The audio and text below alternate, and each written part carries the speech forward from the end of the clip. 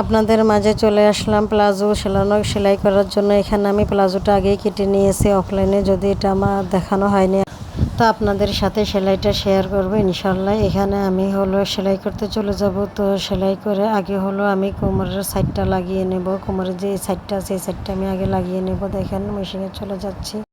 তো এই সাইডটি আমি আগে লাগাবো।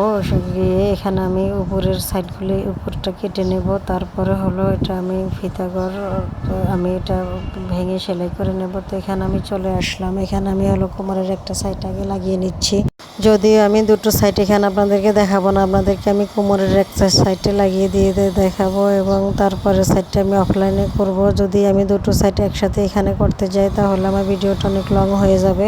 এখানে আমার কোমরের এক সাইড সেলাই করা শেষ। আমি আরেক সাইডও কিন্তু অফলাইনে সেলাই করে নিয়েছি। এখানে আমি পায়ের বর্ডার সেলাই করতে আসছি, মানে পায়ের যে মোহরিটা সেই মোহরির বর্ডার আমি এখানে সেলাই করে নিচ্ছি। দেখেন এখানে আমি এই মোহরিটা একটা আমি দুটি ভাঁজ একসাথেই করে নিয়েছি। এখানে আপনারা চাইলে কিন্তু চিকন করে একটা ভাঁজ দিয়ে তারপরে কিন্তু আরেকটা ভাঁজও দিতে পারেন। তো আমি একসাথেই দুটো ভাঁজ করে নিয়েছি, দুবার আর আমি করতে যাব না সেজন্য।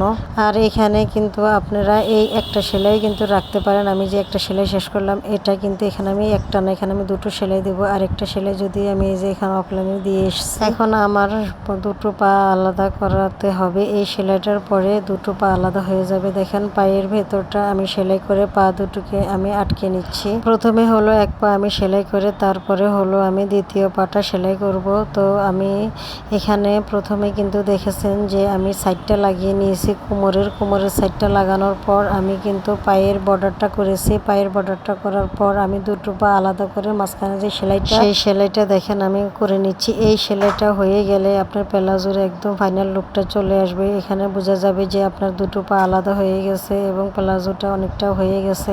তো দেখেন এই সেলাইটা দেওয়ার পরে আমি এই যে শেষ করলাম। এই সেলাইটা আমার দুটো পা দেখেন এখন আলাদা হয়ে গেছে। তো আমি এরপরে যে সেলাইটা করব সেটা যে উপরে যে ফিতা ঘরটা আছে, উপরের কোমরের যে সেলাই ঘরটা সেখানে ফিতা ঘর, সেখানে আমি এখানে ভাঁজ করে তারপরে আমি এখানে বর্ডার লাইনটা সেলাই করে নেব। এখানে এলাস্টিক লাগানোর সময় কেউ কেউ ফিতা ব্যবহার করে, কেউ কেউ এলাস্টিক ব্যবহার করে। যে কেউ এলাস্টিক ব্যবহার করে স্বাচ্ছন্দ্য বোধ করে এবং কেউ কেউ ফিতাও ব্যবহার করে, মানে যে যেভাবে স্বাচ্ছন্দ্য বোধ করে সে সেটাই ব্যবহার করে। এখানে কিন্তু এলাস্টিক লাগানোরও কিন্তু নিয়ম রয়েছে। এক একজনে এক একভাবে এলাস্টিকটা এখানে লাগায়। কেউ আগে এলাস্টিক কাপড়ের ভেতরে মুড়িয়ে তারপরে বর্ডার লাইনটা করে নেয়। আবার কেউ কিন্তু সেলাইয়ের পরে কিন্তু ফাঁকা রেখে দেয়। ফাঁকা রেখে সেই ফাঁকাটার ভিতর দিয়ে এলাস্টিকটা কোনো বুরুজ দ্বারা বা কোনো পিন দ্বারা এটাকে এলাস্টিকটা এটার ভেতরে ভরে নেয়। আসলে যার কাছে যেভাবে সেলাই করতে সুবিধা লাগে সে কিন্তু সেভাবে সেলাই করে। দেখেন এখানে কিন্তু আমি আগেই সেলাই করে নেব, পুরোটা সেলাই করে তারপরে আমি এখানে একটু ফাঁকা রেখে দেবো এলাস্টিকটা প্রবেশ করানোর জন্য। আসলে আমি দুভাবেই সেলাই করতে পারি, আমার দুইভাবেই সেলাই করতে ভালো লাগে। কোথায় কোথায় আমি এলাস্টিকটা কাপড়ের সাথে অ্যাডজাস্ট করে তারপরে আমি নিচ থেকে একটা রাউন্ড সেলাই দিয়ে নিই। তারপরে এলাস্টিকের উপর দিয়ে আমি আরেকটা সেলাই করে নিই যাতে এলাস্টিকটা নড়ে না যায়। তো এখানে আমি কিন্তু সেভাবে সেলাই করি নাই, এখানে আমি আগে পুরোটা রাউন্ড সেলাই করে নিয়েছি।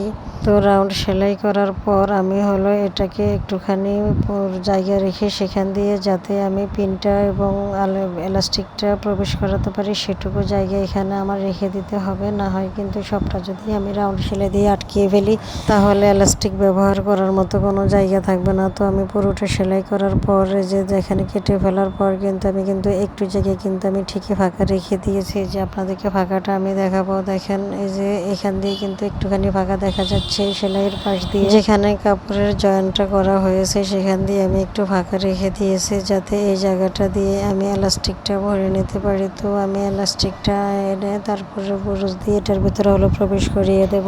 এলাস্টিকটা এনে তারপরে এটা আমি মেপে নেব, মেপে তারপরে এখানে আমি এটার ভেতরে বুরুজ দিয়ে আমি ঢুকিয়ে নেব। দেখেন এলাস্টিকটা কিন্তু আমি নিয়ে এসেছি, এটাকে আমি এখন একটু মাথাটা কেটে নেব যেহেতু আমার প্লাজোটা ছোট।